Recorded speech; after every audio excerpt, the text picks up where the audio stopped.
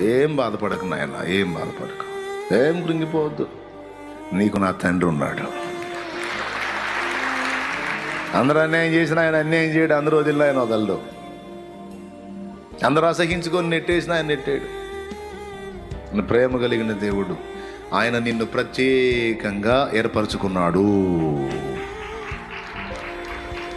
నేను చెబుతున్నానండి, బాప్తిస్మ రక్షణ అనుభవంలోనికి వచ్చిన వాళ్ళందరూ, వాళ్ళు ఎలాంటి వాళ్ళైనా సరే, వాళ్ళు బీదలైనా, సంపన్నులైనా, దీనులైనా, రోగులైనా, ఆరోగ్యవంతులైనా, అవమానాల భారంతో ఉన్న వారైనా ఎవరైనా సరే రక్షణ అనుభవంలోనికి వచ్చారంటే నాకు చాలా గౌరవం.